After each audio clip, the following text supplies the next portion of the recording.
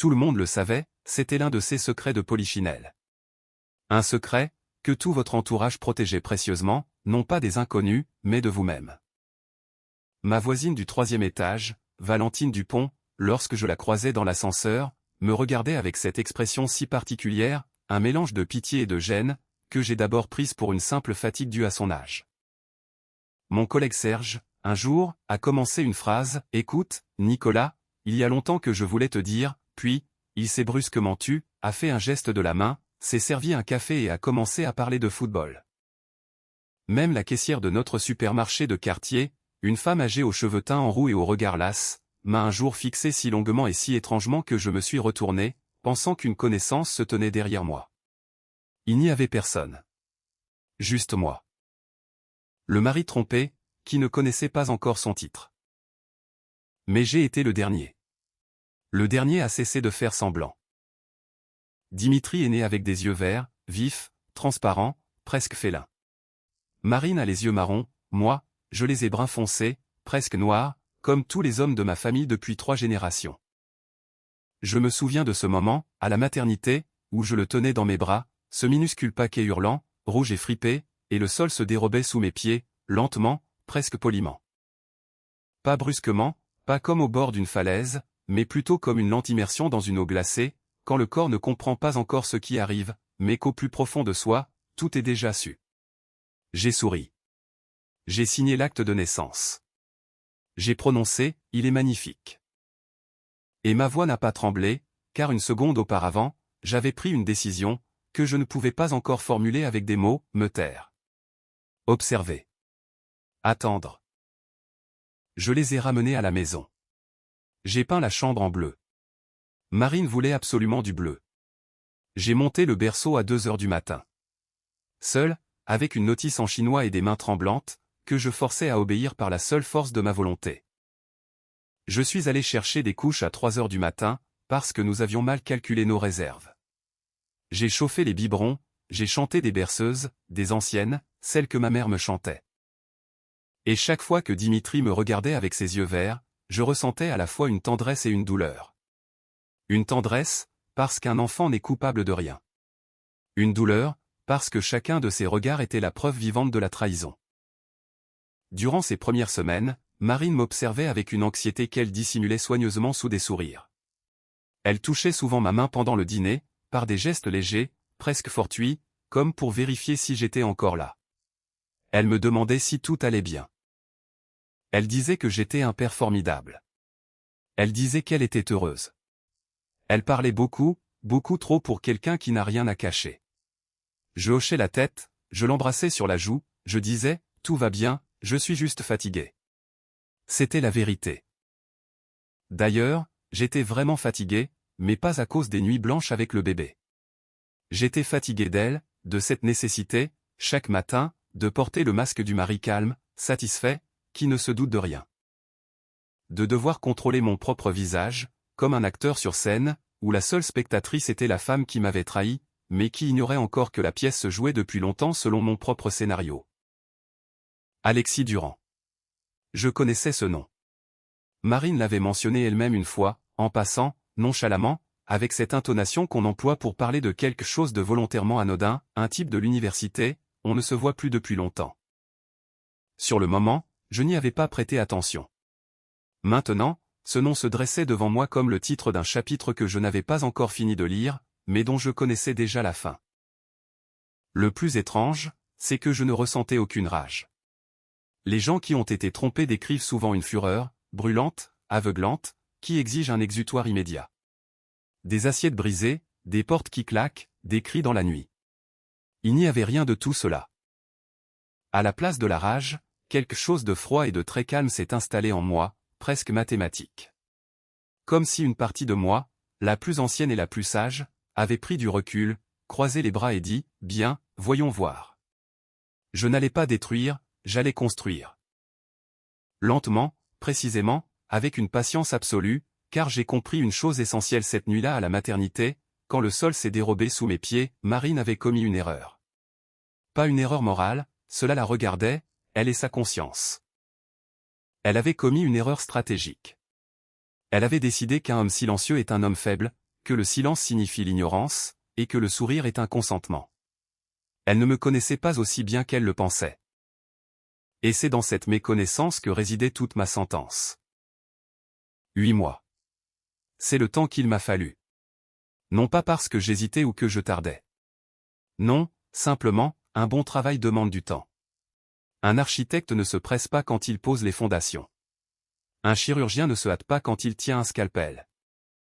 Et je ne me suis pas pressé, car je savais qu'un seul faux pas, un seul mot de trop, un seul moment de faiblesse, et tout s'effondrerait.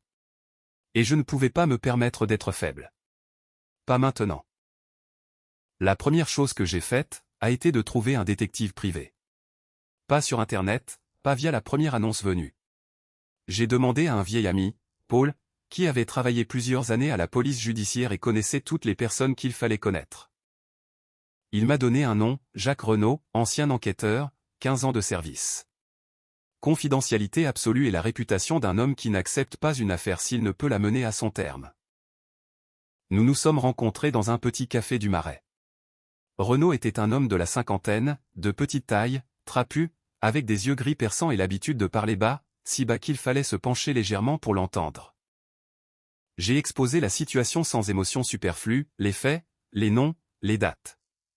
Il a écouté sans m'interrompre, prenant parfois des notes dans un petit carnet. Quand j'ai eu fini, il a fermé son carnet et a dit « Vous n'êtes ni le premier, ni le dernier. On va faire ça proprement. » 3 semaines plus tard, un dossier était posé sur mon bureau, épais, soigné, avec des intercalaires, des photos horodatées, des reçus d'hôtel, des relevés d'appels obtenus. Par des moyens, légaux, des transcriptions de messages auxquels Renaud avait eu accès par des procédures sur lesquelles j'ai préféré ne pas poser trop de questions. Alexis Durand, 38 ans, co-gérant d'une petite entreprise de construction en Île-de-France. Leur relation avec Marine n'avait jamais cessé, pas une seule année, pendant toute la durée de notre mariage. Ce n'était pas une aventure, ni une faiblesse passagère, c'était une vie parallèle, construite avec soin et méthode, presque avec la même minutie que celle que j'employais désormais pour préparer ma réponse. J'ai fermé le dossier, j'ai bu un thé, et je suis allé me coucher. L'étape suivante fut mon frère. André, de 7 ans mon aîné, est avocat spécialisé en droit de la famille depuis plus de 15 ans. Quand je l'ai appelé pour lui dire que j'avais besoin de ses conseils, il a gardé le silence une seconde, puis a demandé « Quand ?» Pas « Pourquoi ?» Ni « Qu'est-ce qui s'est passé ?» juste « Quand ?» André m'a toujours compris à demi-mot. Nous nous sommes vus à son cabinet un samedi, quand il n'y avait personne. J'ai étalé les documents devant lui. Il les a examinés longuement, méthodiquement, annotant parfois les marges. Puis, il a retiré ses lunettes, s'est frotté l'arête du nez et a dit « Nicolas, tu as bien fait de venir maintenant, et pas dans un an. » Nous avons travaillé plusieurs semaines. André expliquait, j'écoutais et je mémorisais. L'appartement était à mon nom bien avant le mariage. C'est un bien propre. De ce côté-là, tout était clair. Mon entreprise demandait une approche plus subtile. Par des procédures tout à fait légales, les actifs ont été restructurés de telle manière que ma part personnelle est devenue transparente et documentée, et les biens communs, clairement définis et bien moins importants que ce que Marine aurait pu imaginer. Chaque opération était légale, chaque document était en règle. André a répété plusieurs fois, tout doit être impeccable. Pas de montage douteux. Impeccable, cela signifie inattaquable. En parallèle, je tenais mes propres archives. J'ai créé un tableur, chaque euro que j'avais investi dans notre vie commune pendant 4 ans. Les mensualités du prêt immobilier, les charges, les courses, les travaux, les vacances, les frais médicaux. Tous les tickets, tous les relevés, tous les virements. 4 années de vie de famille, transformées en colonnes de chiffres bien ordonnées. Cela semble froid, et ça l'était probablement. Mais cette froideur était nécessaire, comme une anesthésie avant une opération. Ensuite, je me suis adressé à une clinique privée. Un test de paternité. J'ai prélevé moi-même un échantillon salivaire sur la joue de Dimitri. Pendant que Marine était sous la douche, il dormait, petit et chaud. Debout au-dessus de lui dans la pénombre, je me disais que je haïssais la situation, mais pas lui. Jamais lui. Le résultat est arrivé 10 jours plus tard. Une enveloppe blanche, quelques lignes. Un seul chiffre, probabilité de paternité, 0%. J'ai rangé l'enveloppe dans le dossier. La justice aime les papiers. André aussi. Au cours de ces 8 mois, Marine m'a dit plusieurs fois que je lui semblais distant. Un jour, elle m'a demandé si j'avais des problèmes au travail. Une autre fois, elle a proposé que nous partions en week-end à Honfleur, comme avant.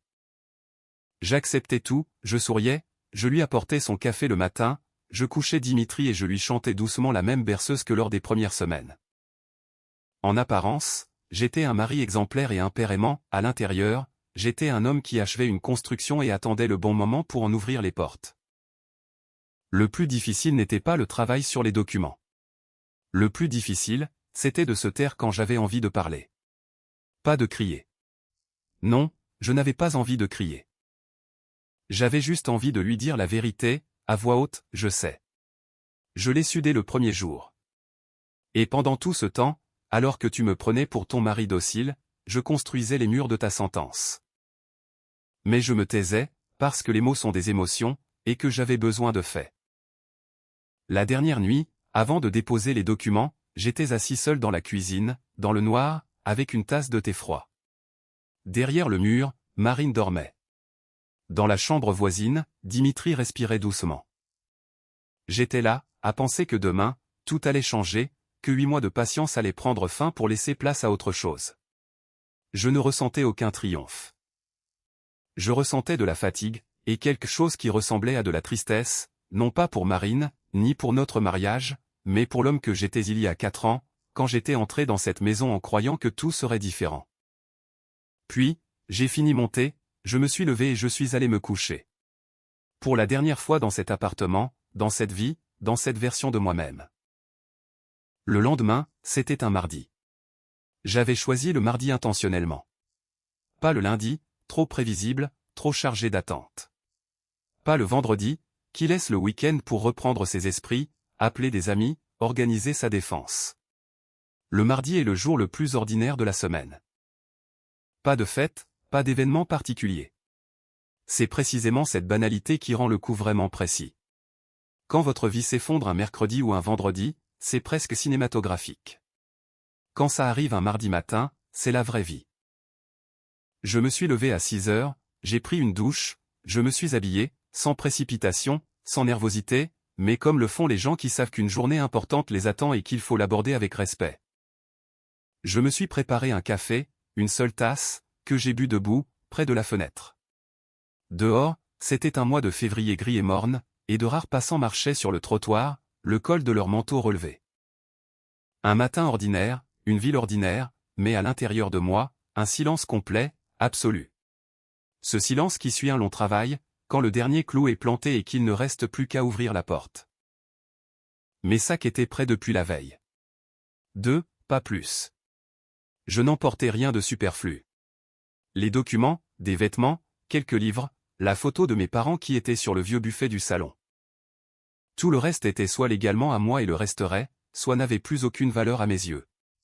Les sacs étaient dans le coffre de la voiture depuis la veille. Je ne voulais pas d'agitation avec des valises dans l'entrée, pas de théâtre.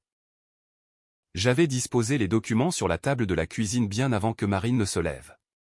En pile bien nette, comme on prépare un dossier pour une réunion importante. Les résultats du test de paternité. La demande de divorce, déjà déposée, déjà enregistrée, avec un numéro et une date. Le bilan juridique complet du patrimoine, préparé par André. Clair, exhaustif, ne laissant aucune place à l'interprétation. Le rapport de Renaud dans un dossier séparé, avec les photos, les dates, les reçus, tout. Et par-dessus, une lettre, écrite de ma main sur 2 pages. Ni colérique, ni cruelle, juste précise. Chaque fait, chaque date, chaque mensonge appelé par son nom, sans fioriture et sans mots superflus. Marine est entrée dans la cuisine à 7h20. En peignoir, encore endormie, une tasse à la main. Elle se servait toujours son café elle-même, en premier. C'était son habitude matinale depuis 4 ans. Elle a vu les piles de papier sur la table et s'est arrêtée. Elle m'a regardé. Je me tenais près de la fenêtre, calme, sans menace. Simplement là. « Qu'est-ce que c'est » demanda-t-elle. Sa voix était encore ensommeillée, mais une pointe d'anxiété s'y glissait déjà. « Lis » ai-je dit. Elle a lu longtemps, plus longtemps que je ne l'avais prévu. D'abord la lettre, puis les documents juridiques, puis les résultats du test. Elle a atteint le dossier de Renaud en dernier. J'ai observé la couleur quitter son visage, progressivement, couche par couche, comme de la peinture sous la pluie. D'abord ses joues ont pâli, puis ses lèvres, puis elle s'est affaissée sur une chaise. Elle ne s'est pas assise, elle s'est affaissée, comme quelqu'un dont les jambes lâchent soudainement. La tasse de café est restée sur le bord de la table, intacte. « Nicolas » commença-t-elle, la voix brisée. « Nicolas, écoute, ce n'est pas ce que tu crois. Je peux tout expliquer. » « Ce n'est pas la peine, ai-je dit. Doucement, sans colère. Tout ce que j'avais à dire est écrit sur cette table. Mais Dimitri il t'aime.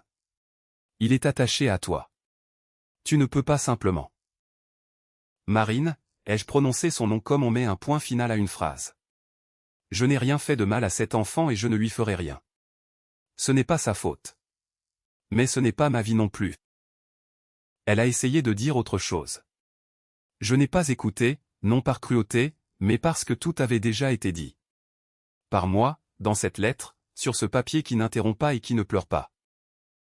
J'ai pris ma veste sur le dossier de la chaise, je l'ai enfilée, j'ai vérifié les clés de la voiture dans ma poche. Puis, je suis allé dans la chambre de Dimitri. Il dormait encore, à 8 mois. Un petit être humain aux yeux verts et aux poings potelés et drôle qu'il serrait dans son sommeil. Je suis resté debout au-dessus de lui 1 minute, peut-être 2, je ne sais pas. Le temps se comporte étrangement dans ces moments-là. Je ne l'ai pas touché, de peur de le réveiller. J'ai simplement regardé, mémorisé, en pensant que la vie est injuste pour les enfants, qui viennent au monde sans pouvoir choisir leurs parents. Puis je suis sorti, en fermant doucement la porte. Dans l'entrée, Marine se tenait là et me regardait. En larmes, perdue, ne ressemblant en rien à la personne qui, pendant 4 ans, avait construit une vie parallèle avec l'assurance de ne jamais être découverte. Je n'ai rien dit.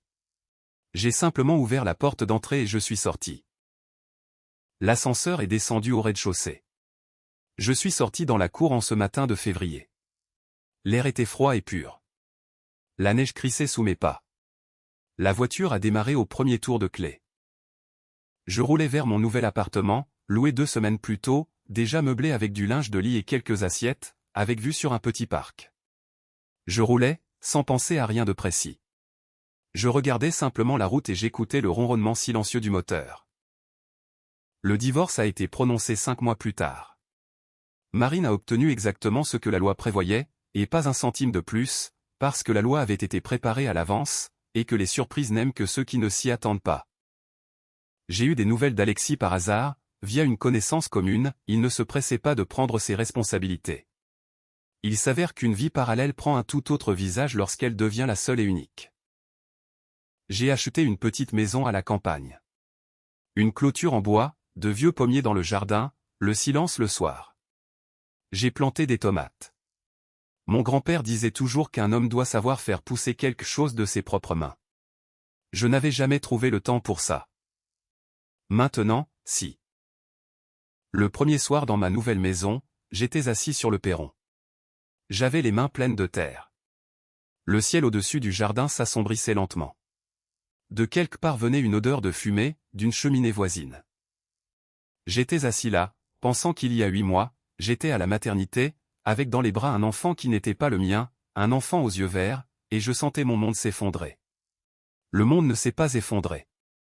Il a simplement changé de forme. Et cette nouvelle forme, étrangement, me convenait bien mieux. Je ne ressentais aucun triomphe. La vengeance n'est pas un triomphe, si on la mène correctement. Une vengeance réussie, ce n'est rien d'autre que le rétablissement de la justice. Silencieuse, méthodique, définitive. Sans cri ni assiette brisée, sans scène ni témoin. Juste des papiers sur une table, une porte fermée et le crissement de la neige sous mes pas dans une cour en février. Je me suis levé du perron, je suis entré dans la maison, j'ai mis la bouilloire à chauffer. Dehors, le premier coucher de soleil de ma nouvelle vie s'embrasait, et il était, pour être honnête, magnifique.